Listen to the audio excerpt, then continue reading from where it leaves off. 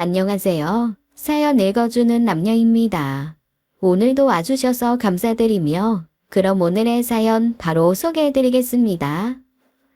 세상에 완벽한 사람이 있을까요?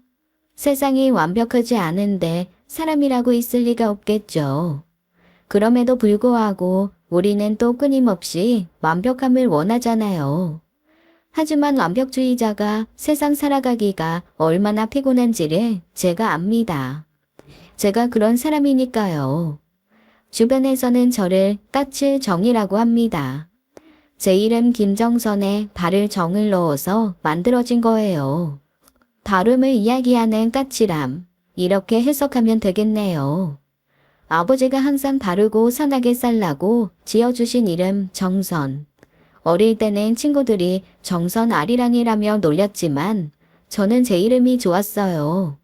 사람이라면 응당 바르고 착하게 살아야 한다고 생각했거든요. 그래서 초등학교 때부터 이름처럼 살려고 노력했어요. 그런데 그러면 그럴수록 친구들도 어른들도 저보고 예민하다, 별나다, 피곤하다라고 하더라고요. 어린 저는 이해가 되지 않았어요. 그래서 대학에서 심리학을 공부했죠. 지금은 심리상담센터에 소장으로 일하고 있어요. 짐작하셨겠지만 연애도 쉽지는 않았어요. 아니 좀 창피한 이야기지만 솔직히 말씀드리면 요즘 말로 모태솔로에 가까웠습니다. 외모도 나쁘지 않고 오히려 얼굴은 예쁜데 라는 소리를 많이 들었죠. 그런데 소개팅이든 선이든 나가면 남자들이 애프터 신청을 안 하는 거예요. 센터의 부소장이 그러더라고요. 소장님, 여기서 상담하던 남자들에게도 말했죠? 그러니까 남자들이 다 도망가죠. 상담객들도 소장님 팩트 폭격에 다 나가 떨어지잖아요.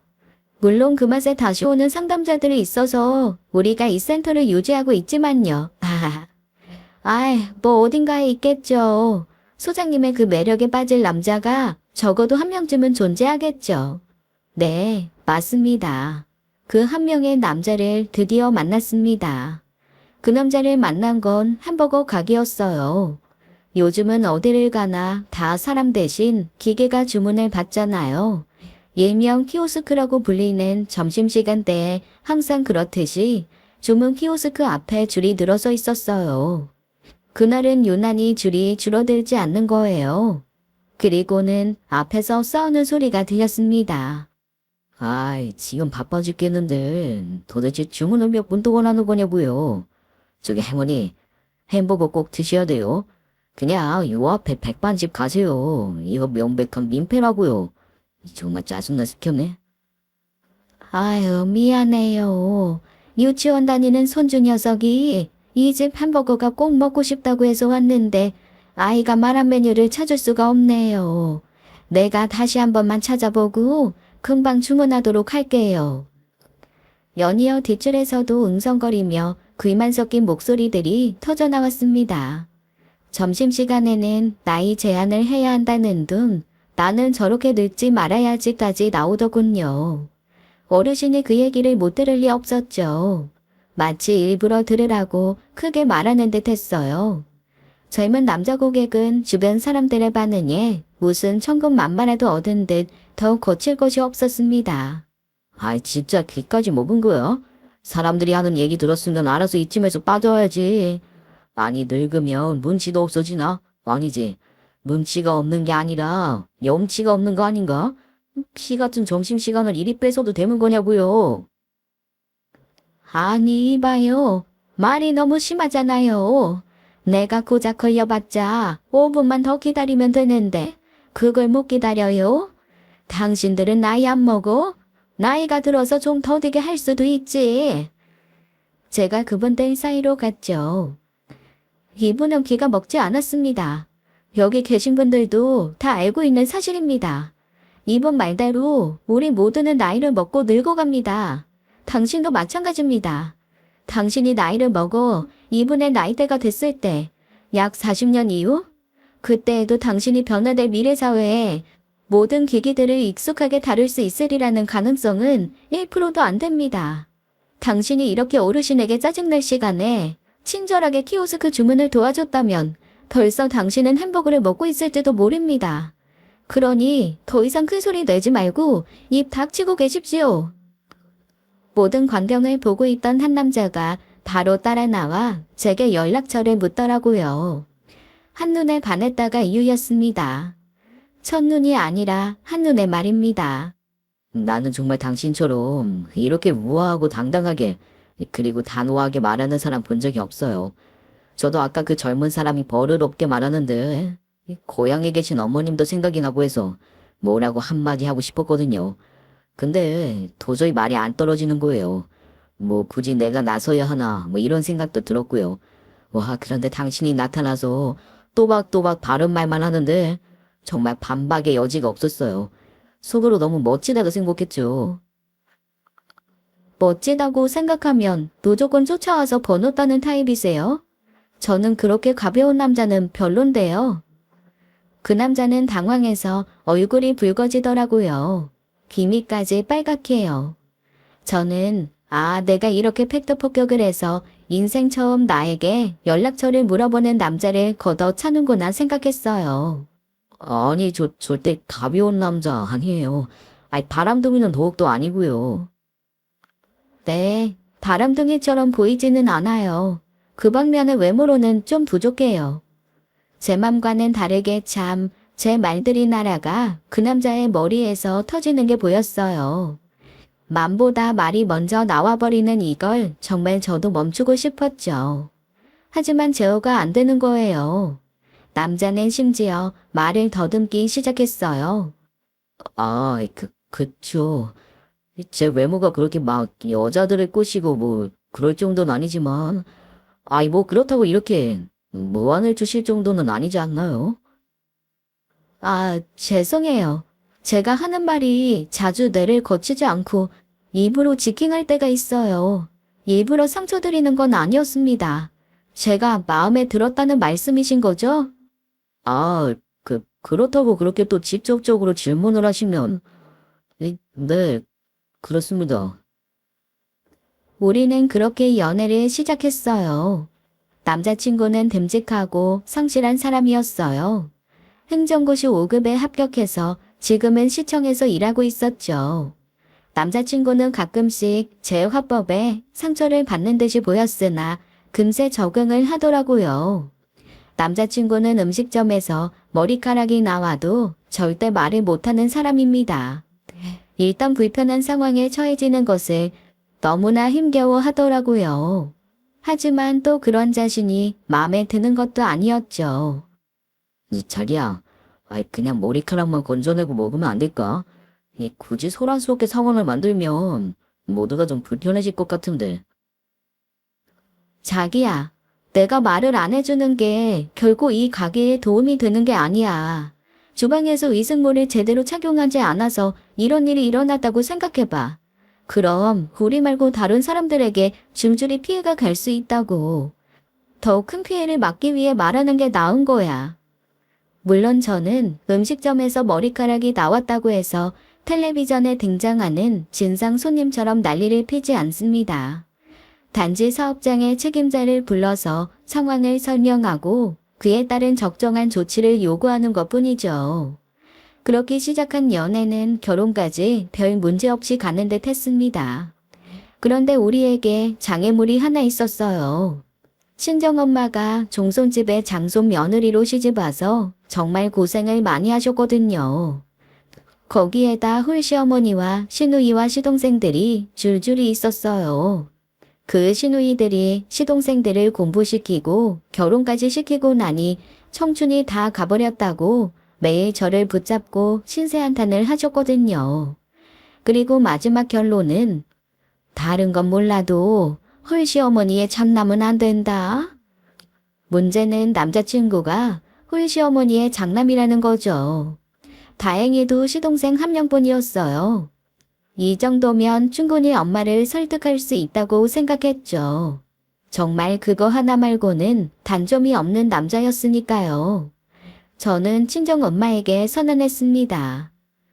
엄마, 결혼은 내가 하는 거고 이 인생도 내가 사는 것이고 내 인생의 시나리오는 내가 직접 써야겠어. 엄마 인생의 교훈을 나에게 강요하지 말아줬으면 좋겠어. 그리고 남친에게 동생은 남동생 한 명뿐이야. 엄마하고는 상황이 다르다고. 엄마는 상견례장에 나오지 않겠다 하며 단호하게 대응하셨죠. 그래서 엄마 없이 아빠만 모시고 상견례를 했습니다. 그리고 친정엄마의 그 레퍼토리가 그냥 나온 게 아님을 확인했습니다. 제 눈으로 아주 뼈아프게 인정할 수밖에 없었네요. 그것도 상견례장에서 말이죠. 상견례는 춘천에서 오는 시댁 식구들을 생각해서 서울역 근처로 장소를 잡았습니다. 예비 시모 혼자 먼저 도착을 하셨어요. 어머니, 왜 혼자 오셨어요? 수호는 어디 있어요? 야, 말도 말아라.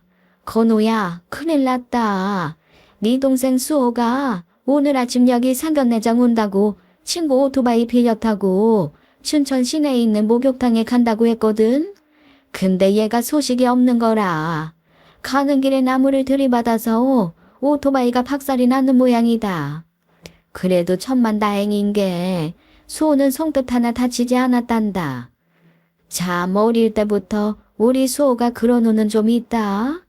아니 그거보다 일단 그 오토바이 편성부터 좀 해줘야겠어. 여기 친구 입금 대자 보내왔더라. 그 친구 놈이 싹 난리를 치는 모양이야. 일단 형이 보내준다고 각서 쓰고 출발했다니까 먼저 돈부터 보내줘라. 남편은 별로 놀라는 기색도 없이 한숨 한번 내쉬고 계좌 이체를 하더군요. 아이고 사돈들 분들 앞에서 처음부터 정신이 없었네요. 죄송합니다. 우리 건호가 우리 집안의 기둥이에요. 건호 아버지가 일찍 저 세상으로 떠난 뒤부턴 저도 건호 없었으면 어이했을까 싶습니다. 얘가 어릴 때부터 얼마나 듬직한지 얘가 지동생 대학교까지 다 가르쳤지 뭡니까? 그리고 그 어렵다는 행정고시 5급을 떡하니 붙어갖고는 바로 서울시청에 들어가서 높은 자리에 올라가더니만 알들살들 돈 모아서 춘천에 작은 아파트도 하나 해주고 저는 정말 건호 없었으면 어디 살았을까 아찔합니다. 우리 건호는 아주 집안의 자랑입니다. 아이 건호야, 지금 수호 연락 왔다. 지금 음식점 앞에 택시에 있단다. 늦지 않으려고 춘천에서 택시 대절해서 왔단다. 택시비 좀 계산해줘야겠다. 네, 남자친구는 진짜 장남이었습니다. 아버님이 일찍 돌아가셔서 어릴 때부터 가장의 역할을 할 수밖에 없었다고 합니다. 형제가 동생 한 명이라 장남의 무게가 얼마나 될까 싶었죠. 기껏해야 남동생과 훌시어머니가 가족의 전부였으니까요. 하지만 하나부터 열까지 집안의 모든 대소사를 남자친구가 책임지고 해결하고 있더라고요. 작게는 제사 준비부터 매달 생활비며 예비 시댁에서 벌어지는 모든 일을 남편이 도맡았어요. 그런데 철없는 동생이 27살이 된 지금까지 저지르는 자질구레한 사고까지도 남편이 해결사였어요. 마치 항상 열리는 현금 지급기 같은 존재였죠. 예, 정선아. 네가 선택한 남자니 더 이상 불필요한 말을 얹지는 않겠다. 사실 나도 네 엄마에게 할 말이 없는 사람이니까 말이야. 다만 이 서방이 장난병 고치지 않으면 앞으로 네 결혼 생활이 평탄할 것 같지 않다. 현명한 네가 오죽 알아서 잘 하겠냐마는 한국에서 장난병 거의 불치병에 가깝다는 것만 알아둬라. 평생 이 서방과 함께하기로 결심했다면 가족하고도 평생 같이 해야 한다는 거 명심해. 오늘 상견례장에 참석하지 않은 친정엄마 얼굴이 떠오르더군요. 평생 자라오면서 가장 많이 들은 말이 훌시어머니의 장남은 안 된다였는데 이래서 부모님 말씀은 다 뼈가 되고 살이 된다고 하는 건가 하고 말이죠. 거기에다 그 상처의 공범자인 아빠가 장남병이 불치병이라고 하시니 솔직히 순간 살짝 후회가 될 뻔했어요. 하지만 본게임은 시작도 안 한 거더라고요. 예비 시동생이 헐레벌떡 상견례장으로 들어왔습니다.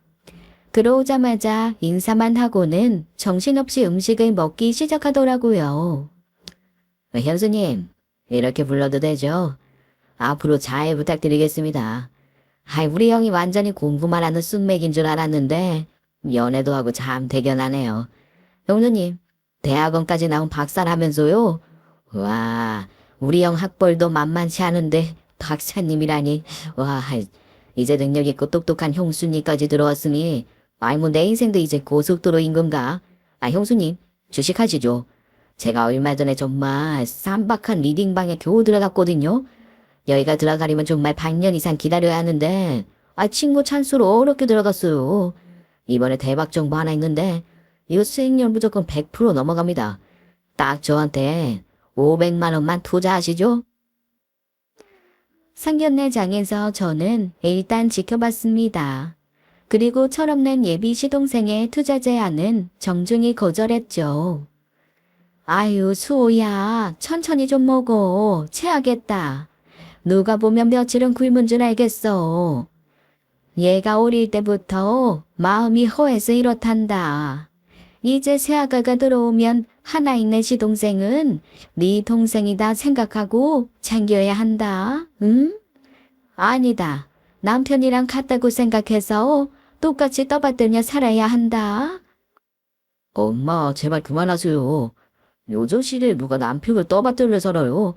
거기에다가 시동생은 왜 얹어요? 아이고, 니는 아직 결혼식장에 들어가기도 전인데 네 마누라한테 꽉 잡혀 살래? 아니, 결혼하면 남편은 하늘인데 시동생도 하늘처럼 잘해주라는 게 뭐 못할 말이냐?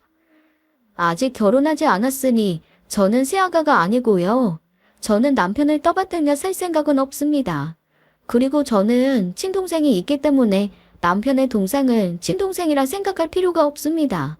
더더군다나 제 친동생도 저는 챙기지 않습니다만. 다시 한번 엄마의 일갈이 생각나면서 제 선택에 대해 고민했어요. 여기서 이 막장 드라마에 나올 것 같은 예비 시어머니와 예비 시동생을 가족으로 둔 이 남자와 깨끗하게 헤어질 것이냐, 아니면 평생 처음으로 결혼을 생각한 이 남자를 믿고 결혼까지 가느냐. 만약에 결혼까지 간다면 어떻게 현명하게 이 가족들과 함께 평생을 살 수 있을까를 말이죠. 일단 남자친구의 장난병이 불치병인지 아닌지를 판별을 해보자 생각했어요. 선택은 그 이후에 해도 충분하다고 말이죠. 괜히 흥분으로 섣부른 판단과 오해를 하면 나중에 정말 큰 후회를 할 것 같았거든요. 어쨌든 당신과 결혼식장에 들어가기 전에 한 가지는 확실하게 확인하고 싶어. 이제까지는 당신이 장남으로서 형으로서 인생을 살았다면 결혼과 동시에 나의 남편으로 위치가 바뀌는 거야. 그 말인즉슨 경제적으로 공동체는 당신과 내가 되는 거야. 이제 어머님께 매달 드려야 하는 생활비가 경제적인 지원의 모든 것이야. 그리고 도련님은 완전하게 독립시켜야 돼. 대학 나와서 군대까지 제대한 남자가 아직까지 엄마 밥 얻어먹으며 형한테 용돈 타서 생활하는 것 자체가 말이 안 돼. 내가 너무 심하게 얘기하는 것 같아? 무슨 소리야. 내가 정말 결혼하라는 잘하는 것 같다. 내가 당신한테 왜 반했는데? 그 정확한 판단, 단호함. 나도 내가 더 이상 이렇게 살면 안 되겠다 싶었어. 그런데 엄마가 동생이 사고 칠 때마다 당연한 것처럼 요구하시는데 차마 거절을 못 하겠더라고. 돈이 있는 거 뻔히 아시는데 어떻게 거절하겠어. 맞아. 거절하는 것도 다 배워야 돼. 대신 정확하게 사안의 본질만을 파악해서 감정은 섞지 말고 대처를 해야지. 우리는 가족과 싸우려는 게 아니야. 잘 살려고 하는 거지. 남편의 장난병은 다행히도 불치병이 아니었습니다. 불치병이 아니라면 치료의 가능성은 높았으니까요. 결혼하고 한 달이 지났을 때 시어머니에게 연락이 왔습니다. 예, 건호는 왜 전화를 안 받니? 집에 있으면 좀 바꿔라. 무슨 일이신데 그러세요? 제가 전해드릴게요. 그래, 뭐 이제는 건호 말고 네가 해결해도 되는 문제다. 수호가 글쎄 돈 좀 벌어보겠다고 동네 호프집에 저녁에 나갔는데 거기서 손님이랑 시비가 붙은 모양이야. 아니 몸싸움을 얼마나 했는지 가게 물건들도 다 부서지고 난리가 났나 보더라. 이번에도 수호가 다친 데는 없다더라. 얼마나 다행이냐.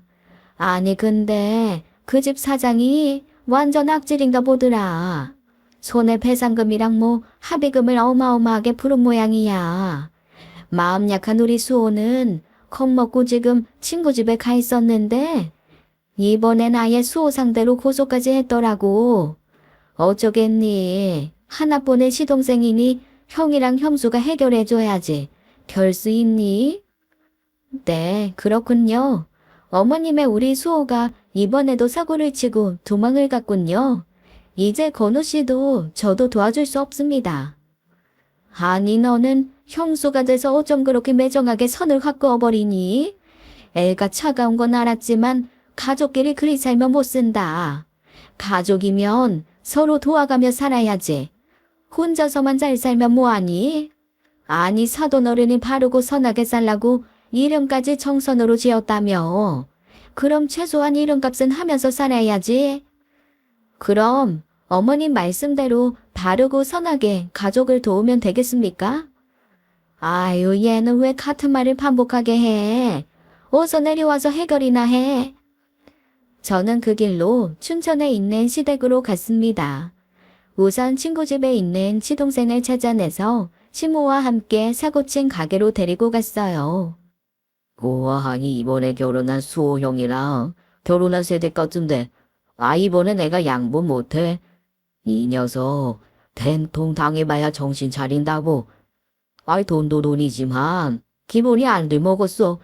그 성질 말이 갖고는 어디서도 일 못해. 손님이 반말 좀 했다고 그걸 못 찾고 주먹을 날려. 그것도 지보다 20살 많은 사람한테. 더군다나 그 손님 내 지인이라고. 미리 말까지 했구만. 이 녀석 콩밥 먹어야 정신 차린다고. 아니 한 동네에서 얼굴 보고 자란 애한테 이렇게까지 하게 해요? 그리고 기분이 뭐가 어쩌고 저째? 어머니 저에게 맡긴다고 하셨으면 저쪽으로 가 계시죠? 저는 먼저 시동생을 사장님 앞에 무릎부터 꿇게 했어요. 그러고 제가 미리 써간 사과의 글을 읽게 했습니다. 처음부터 끝까지 시동생의 죄를 낱낱이 밝히는 내용이었죠. 읽는 시동생도 듣는 시어머니도 놀라더라고요. 물론 듣는 사장님은 말할 것도 없고요. 사장님, 저의 시동생 이수호 군의 죄는 명명백백 변명의 여지가 없습니다. 하지만 한 동네에서 수호 군이 어떻게 자랐는지 아시지 않습니까? 아버지가 없다는 핑계하에 어머님 치맛보겠어요. 그동안 잘못을 저질러도 단 한 번도 제대로 뉘우칠 기회를 갖지 못했습니다. 이건 어찌 보면 형과 어머님의 잘못도 큰 바, 고소를 하시려면 근본적으로 어머님과 형인 이건우 씨도 함께 하셔야 합니다. 하지만 마음이 넓기로 소문이 자자한 사장님께서 그리하신다면 동네에서 계속 맥주와 닭을 파는 일이 순탄치 않을 수도 있을 것 같네요. 그렇다면 이 문제를 어떻게 해결하는 것이 좋을까요? 사장님의 현명한 대답이 궁금합니다. 허허 참. 건우가 섹시하나는 아주 똑소리 나는 사람 얻었구만. 그래요. 뭐 나도 홧김에 고소한다고 하긴 했는데 동네 어른으로 그건 좀 지나쳤네요. 고소는 취소하겠으니까 가게 피해 보상만 받은 걸로 합시다. 피해자들도 내 지인이고 뭐 사람이 뭐 다치거나 한 건 아니니까 제가 잘 말해볼게요. 피해 보상은 항상 건우가 해왔으니까 그 정도로 마무리합시다. 아니요.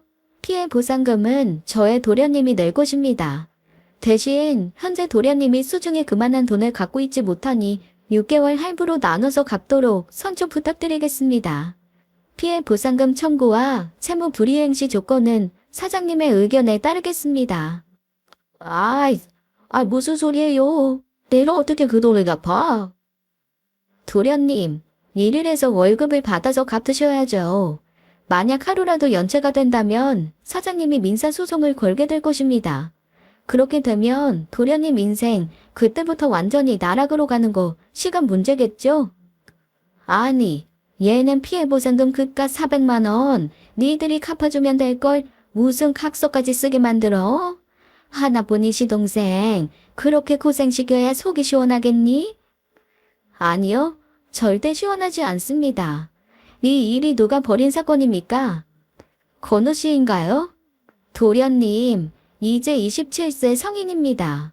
자신이 벌인 일은 자신이 해결할 줄 알아야 되는 나이입니다. 제 말이 틀린가요, 어머님? 사장님, 제가 상식에서 벗어나는 말을 했나요? 하이, 무슨 소리? 아주 지극히 상식적이네. 수호 엄마도 이제 수호 그만 싸보더라. 며느리 아니었으면 내가 이번에 진짜 고소까지 가려고 했어. 너 이 녀석 수호도 형수님 말 잘 들어. 그래야 자다가 쌀이 나오는 거야. 시동생은 울며 겨자 먹기로 일을 해야만 했죠. 하지만 고향 동네에선 이미 편판이 떨어질 대로 떨어져 바닥을 더 내려갈 데도 없는 상황. 하는 수 없이 아르바이트 자리를 위해 서울 저희 집 근처 오피스텔 원룸을 얻게 되었어요. 원룸으로 이사하는 날 어머님도 함께 올라오셨죠. 이사를 도와달라고 하시는 말씀에 저희는 선약이 있다고 말씀드렸어요. 저녁 식사를 함께하기 위해 원룸에 들렸죠. 아니 니들은 어쩜 그렇게 냉정하니? 하나밖에 없는 시동생이 서울에 처음 올라와서 자리를 잡는데 같이 좀 지내면 얼마나 좋아. 옛날에는 조카들 서울로 대학교 오면 다 큰 집에서 채워주고 먹여주고 했어. 세상이 아무리 각박해졌다고 해도 친동생을 옆에 두고 방을 따로 얻는 게 말이 되니? 엄마, 그 얘긴 지난번에 충분히 설명드렸잖아요. 앞으로도 수호랑 같이 살 일 없을 거예요. 수호 이제 애 아니에요. 원래 민우는 자식이 환갑이 돼도 애다. 니네가 아직 자식을 안 낳아봐서 그래. 지 자식 새끼 낳아봐라. 이게 얼마나 피눈물 나는 일인지. 제가 집에서 손에 물 한 방울 안 묻히고 살았던 앤데 지 손으로 할 수 있는 게 뭐가 있다고. 이 넓은 서울 땅에 혼자 떨어져서 밥이라도 제대로 먹겠냐고. 나도 서울에서 혼자 대학교 다니고 고시 공부하고 회사 다니고 다 했어. 이제 내일 모레면 30인데 왜 못해? 뭘 해봤어야 하지. 넌 어릴 때부터 밥도 하고 빨래도 하고 나 도와준다고 집안 살림도 다 할 줄 알았잖아. 근데 제 수호는 진짜 아무것도 할 줄 아는 게 없다니까. 아주 내가 수호 생각만 하면 걱정이 돼서 잠이 안 온다. 27살 성인이 할 줄 아는 게 하나도 없는 건 자랑이 아니죠. 이제부터라도 배우면 되죠. 바보가 아닌 이상 말이에요. 엄마, 나 알바까지 하는데 집에 와서 밥 차리고 청소하고 그렇게 못 살아. 나 그러면 아마 며칠도 못 버티고 쓰러질지도 몰라. 형수가 해주면 안 되나? 그래, 말 잘했다 수호야. 며느라기 너 집에서 반찬하고 밥은 해먹을 거 아니냐. 니네 아침 저녁 먹는 거 좀 나눠주고 그때마다 빨래도 좀 돌려주고 청소까지 해주면 될 거 아니냐. 어머니, 이제 도련님도 충분히 밥 먹고 청소하고 빨래할 수 있는 성인입니다. 나는 이 문제 해결 안 되면 집에 못 내려간다. 걱정돼서 내가 살 수가 없어. 그 피해 보상금인가 뭔가 네가 해결하라고 해서 이 사단이 난 거니까 하루 두 끼 식사랑 청소 빨래는 네가 해결해라. 제가 해결만 하면 될까요? 진짜로 어머님 그렇게 말씀하셨습니다. 아유 그래. 나도 계속 같은 말 하는 거 입 아프다. 아침 저녁 밥이랑 빨래 청소만 해결되면 더 이상 말 안 할란다. 저는 시어머니의 말씀대로 당장 다음 날부터 해결해드렸죠. 매일 새벽에 하루치의 아침과 저녁을 해결할 수 있는 반찬과 국을 배달시켜드렸어요. 요즘엔 돈만 내면 어디서든지 엄마의 손맛을 느낄 수 있으니까요. 빨래와 청소는 하루 3시간씩 가사 도우미를 불러서 아주 윤이 반짝반짝 나도록 했어요. 그렇게 일주일이 지나자 어머님이 득달같이 전화를 하셨습니다. 너는 얘가 애비가 얼마나 힘들게 일해서 돈 버는 줄도 모르고 그렇게 돈을 헤프게 쓴다니?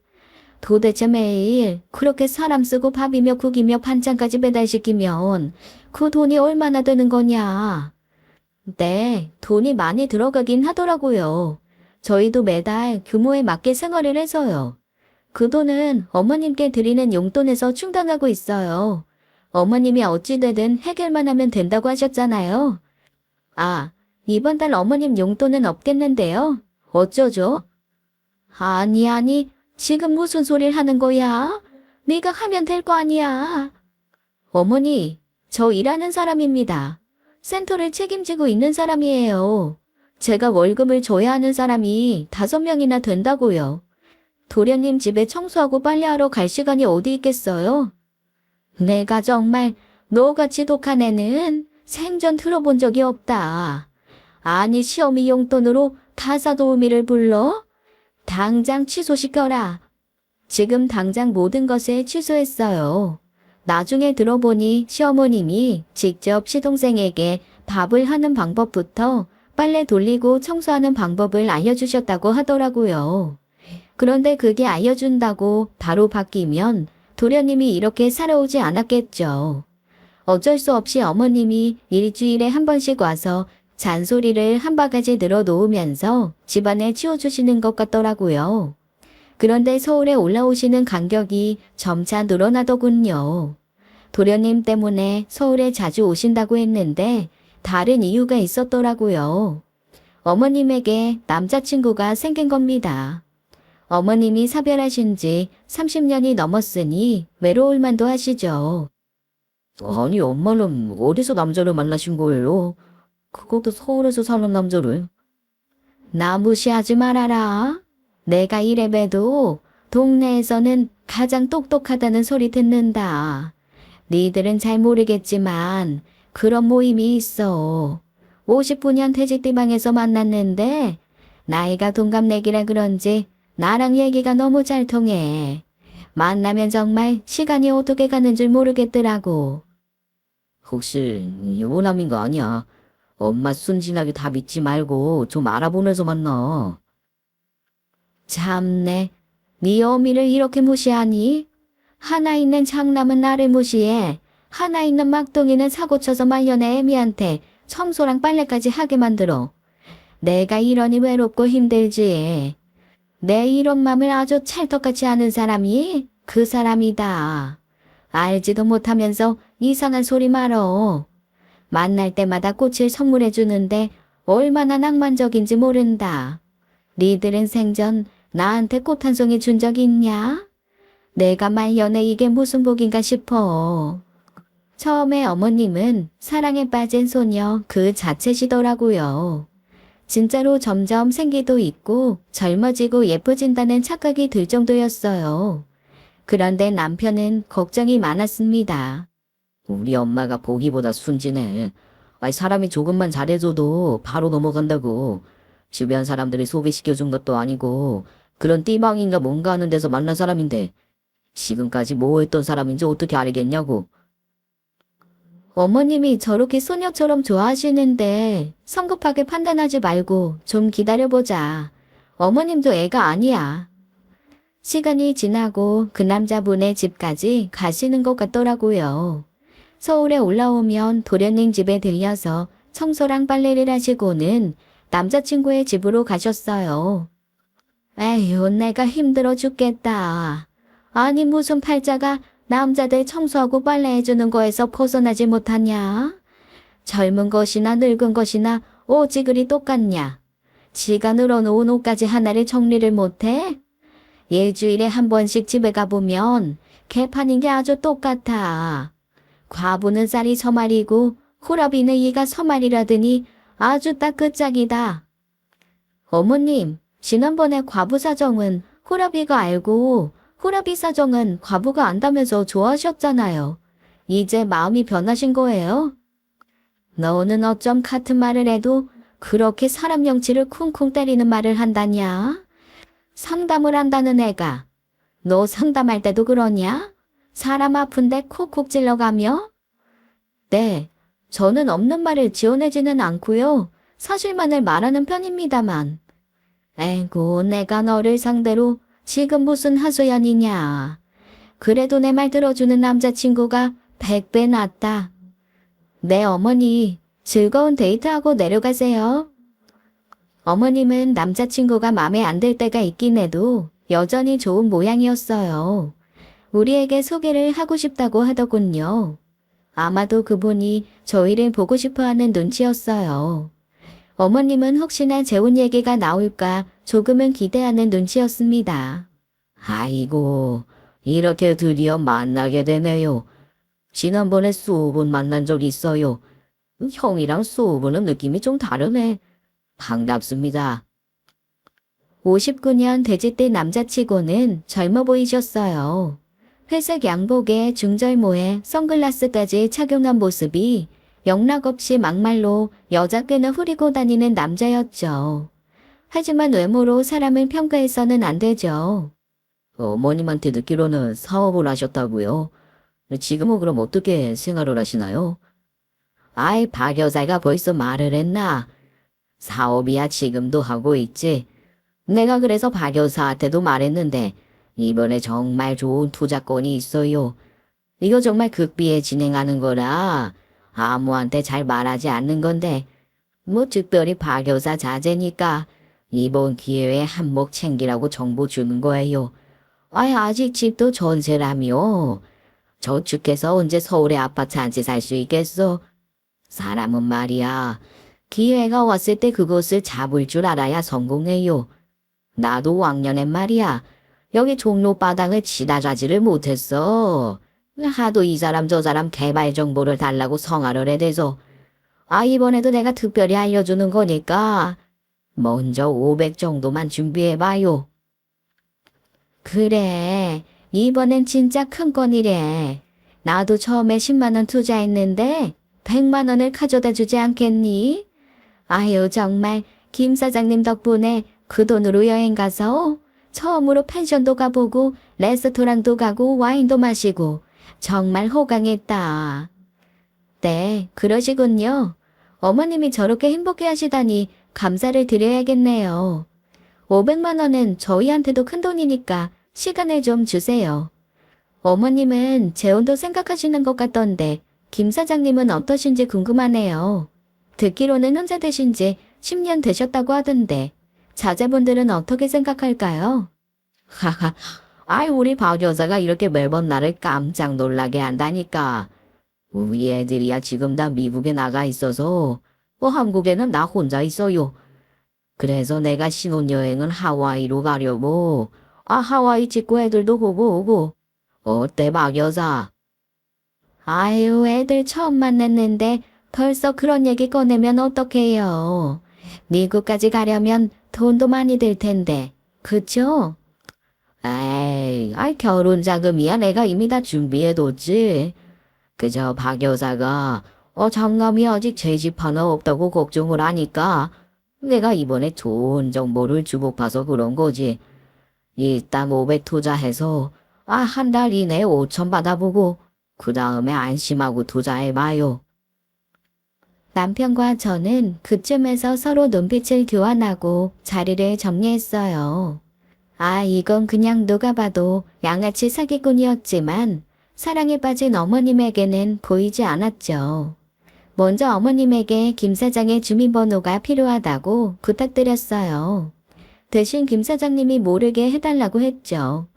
처음에 시어머니는 엄청 기분을 상해하셨어요. 진짜 니들 너무한다. 아니, 엄마를 무시해도 유분 쏘지. 내가 아무리 그래도 무슨 이상한 남자 만나서 너희한테 소개하겠니? 그 사람 생긴 거랑 말하는 거 봐라. 어딜 봐서 이상한 사람으로 보이니? 네 방에서도 얼마나 인기가 많은 줄 알아? 다른 할마시들이 얼마나 김 사장한테 들러붙었는지 알아? 그 여자들 다 마다하고 내가 좋다고 한 남자야. 이래서 자식 새끼들 다 필요 없고 등 긁어줄 남편이 최고라고 하는 건가 보다. 어머니, 아직 그분 어머님 남편 아니고요. 저희는 단지 그분의 인적사항을 확인하고 싶어서 말씀드린 건데 이렇게 펄쩍대시면서 화내시는 게 더 이상해요. 그리고 그분 생긴 거랑 말씀하시는 거 딱 양아치 사기꾼이에요. 어느 누가 봐도 그렇게 말할걸요? 원래 사랑에 빠지면 눈에 뭐가 씌인다고 하잖아요. 어머님의 상황이 지금 그런 것 같습니다. 와, 얘 봐라. 시아버지가 될지도 모르는 분한테 뭐 양아치? 사기꾼? 너 지금 돌았니? 네가 잘못 본 거면 너 어떻게 책임질 건데? 돌지 않았고요. 제정신입니다. 어머님이 그렇게 자신 있다면 신원조회를 해보면 되지 않겠어요? 제가 그래서 주민번호가 필요하다고 한 건데요. 해봐서 만약에 사기꾼이 아니라면 어머님께 무릎 꿇고 사죄드리고 평생 어머님 말에 토달지 않고 무조건 하라는 대로 따르겠습니다. 저도 마지막 결전의 카드를 내밀었습니다. 혹시나 아니면 뭐 평생 어머님 말씀에 순종하는 고분고분한 며느리가 되는 거죠. 제가 잘못 판단한 일이니 충분히 감수할 만하다고 생각했어요. 하지만 제가 사람들을 만나는 게 직업인 사람입니다. 제 쪽은 아주 정확했어요. 형사인 사촌오빠에게 부탁해 친모의 남자친구 신원조회를 해봤더니 사기 전과 13범이었어요. 혼인빙자 사기죄도 있더라고요. 어머님께 이 모든 증거를 정리해서 보여드렸습니다. 이게 진짜 사실이란 말이냐? 아니, 나한테 조금씩 푼돈은 빌린 적은 있어도 큰돈 달라고 한 적은 없었다. 내가 말했잖니. 10만 원 투자해서 100만 원 받았다고. 어머님, 그거 처음 만날 때 얘기죠? 그 다음부터 계속 데이트할 때 돈 누가 냈어요? 어머님이 내셨죠? 아니, 어떻게 알았니? 신용카드 잃어버렸다고 하더라고. 사업 수익금이 다음 달에 들어온다고. 미안하다 그래서. 저는 사촌오빠에게 들은 사기 수법과 피해자들의 이야기를 소상히 들려드렸어요. 어머님은 충격을 받고는 한동안 말이 없으셨죠. 그런데 막상 헤어지려고 하니 도련님의 집도 다 알고 있고 겁이 나신 모양이에요. 그런 범죄자가 무슨 해코지를 할지 모르겠다면서 말이에요. 이미 사기죄로 수배 중이어서 그 부분은 사촌 오빠에게 맡겼죠. 어머님은 한동안 충격으로 상담을 받으셔야 했습니다. 물론 저는 아니고 동료 상담사에게 부탁을 했죠. 내가 입이 10개라도 할 말이 없다. 이제부터 네가 하는 얘기는 파트로 매주를 쓴다고 해도 믿어야지. 사실 내가 좀 이상하다고 생각은 하고 있었다.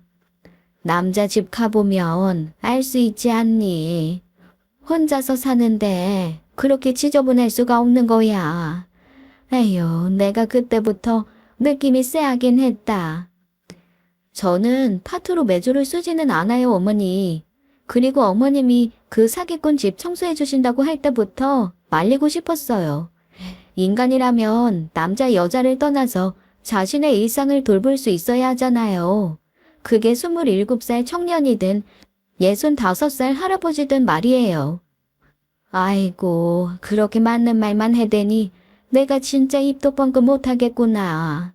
진짜 내가 그 양아치 사기꾼 씨발라 먹을 놈을 생각하면 아직도 누워서 이불을 걷어찬다.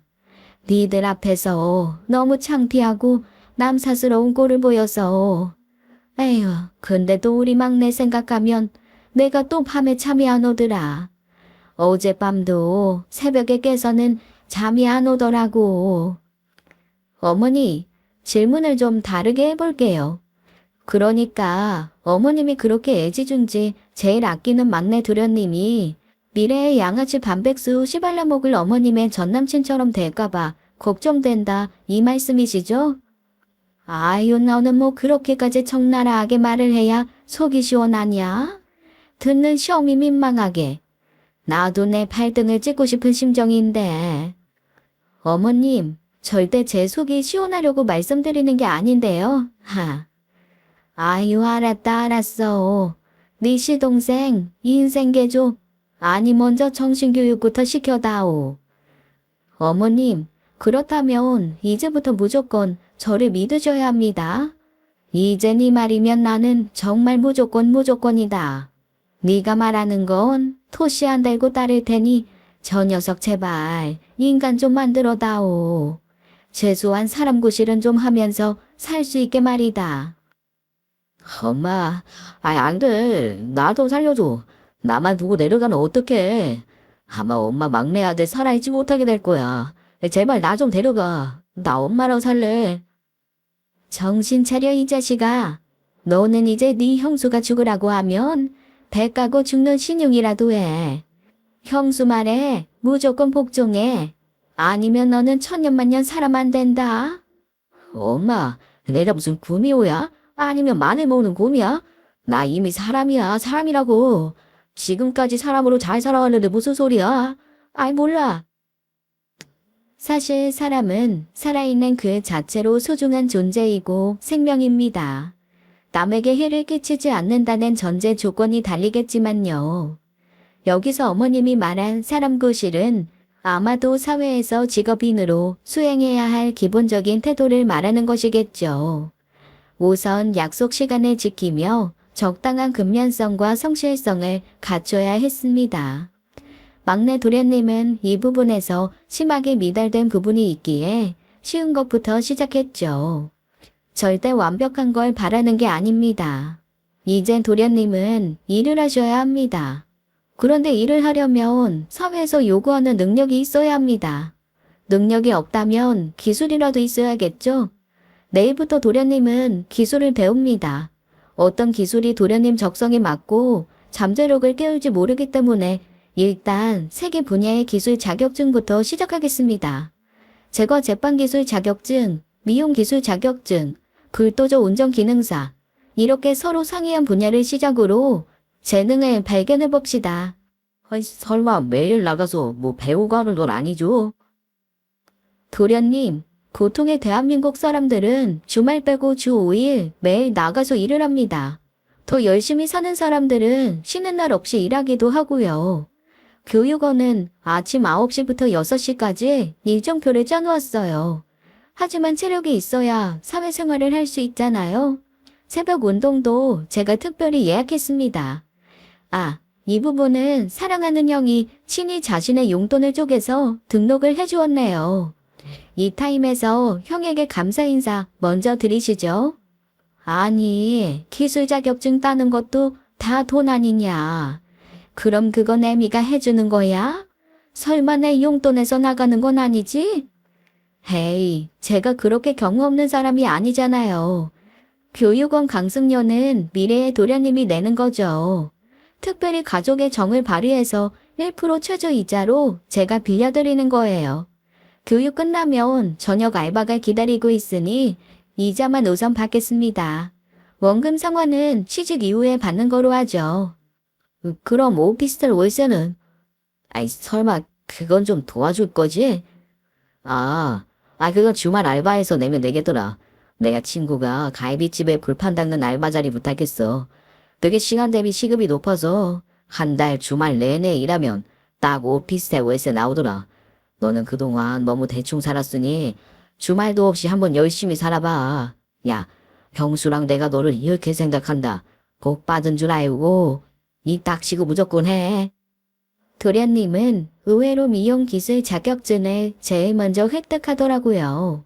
제과제빵은 필기시험에서 계속 낙방해서 3번의 시도 이후에는 중단시킨 상태입니다. 불도저 운전기능사는 시작도 하기 전에 미용실에 취직을 해서 자동 취소. 일은 힘들어도 예쁜 언니들을 많이 봐서 좋다고 하는데 아직 정신교육은 좀 더 시켜야 할 듯합니다. 그래도 지난 어머님 생신에는 도련님이 선물까지 준비해서 어머님이 감동의 눈물을 흘리셨어요. 이제 5월 어린이날을 앞두고 있는데 저도 은근히 기대가 되기도 하네요.